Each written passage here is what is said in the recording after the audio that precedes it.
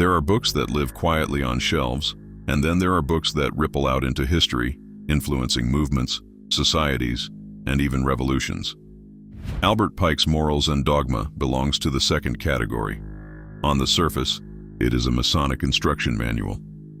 But beneath the surface, it is something else entirely. A bridge. A bridge between the ancient mysteries and the modern world. A bridge between Masonry and the wider stream of esoteric philosophy that surged during the 19th century. To understand its impact, we need to see Pike not as an isolated figure, but as part of a much larger current. The 19th century was an age of revivals, revival of occultism, of spiritualism, of secret societies. The Theosophical Society was born in this era. The Rosicrucian orders began to stir again. Western seekers rediscovered the wisdom of the East, and in the midst of it all, Pike's book stood like a lighthouse, illuminating how the symbols of Masonry connected with all the ancient streams of wisdom. Think about it. In 1871, when Morals and Dogma was published, America was rebuilding after the Civil War. It was a nation grappling with identity, power, and morality. And here comes Pike, offering not politics, not economics, but a vision of morality rooted in timeless symbols. A morality that does not depend on dogma, but on initiation, on awakening the individual to truth through allegory. This is why the book resonated far beyond Masonry. Theosophists read it and saw echoes of their own teachings. Rosicrucians saw the same symbols they guarded in secrecy. Even psychologists of the 20th century, like Carl Jung, would later echo ideas that Pike explored about archetypes, about symbols, about the inner life being mirrored in external myths.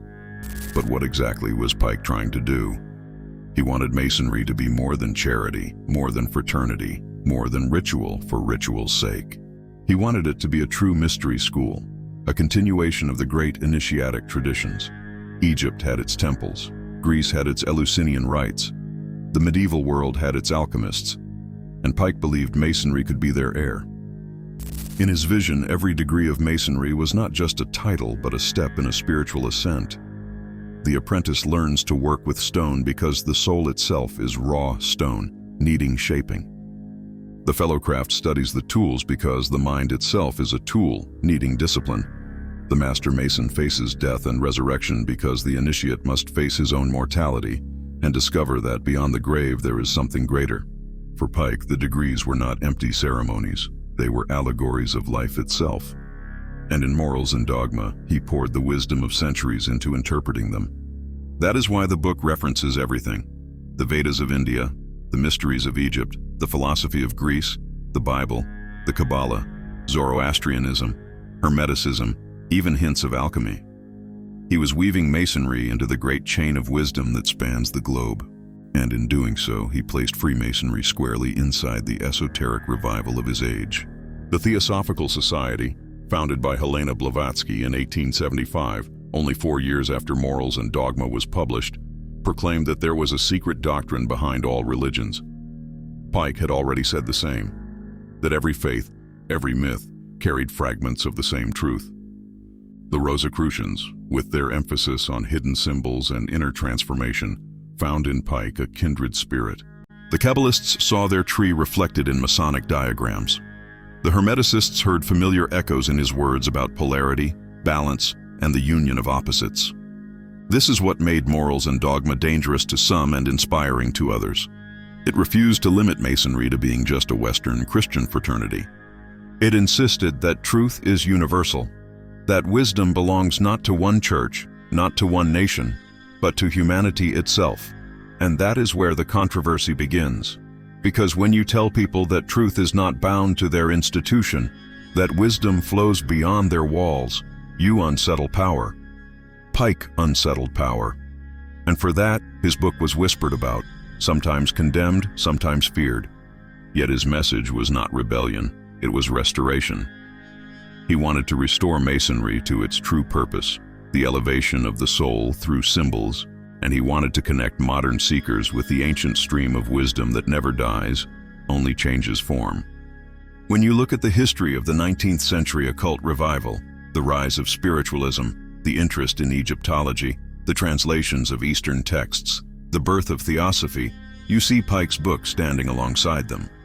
Not as a curiosity, but as a pillar, a work that shows how Masonry could be part of this great awakening.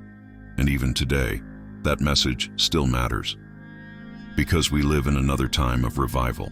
People are searching again for hidden wisdom, for meaning beyond institutions, for connection beyond dogma. Just as Pike's generation turned to symbols to make sense of their age, we too find ourselves drawn to the same mysteries. The serpent, the sun, the cross, the square, the compass, the blazing star. They are not relics. They are living emblems. And Pike's great work was to remind us that they carry a message for us, here and now. So when you open Morals and Dogma, you are not just reading an old Masonic book. You are entering the great current of esoteric tradition. You are standing in the same river that flowed through Egypt, Greece, Persia, India, and beyond. A river that has always invited seekers to step in, to awaken, to be transformed. And perhaps that is why the book continues to matter. It is not just history. It is a mirror that reflects the eternal journey of the human soul toward light. If you have made it this far, I invite you to subscribe to Occultus. Like this video if it resonates with you. Share it with a fellow seeker who might need to hear these words. And leave a comment below, because your voice helps keep the flame alive. In our next and final video of this series, we will ask the question that still lingers. Why does morals and dogma still matter today? And what does it have to say to us in a world drowning in noise but starving for wisdom? Until then, keep seeking, keep questioning, and never forget. Wisdom is eternal, and symbols are the keys that unlock it.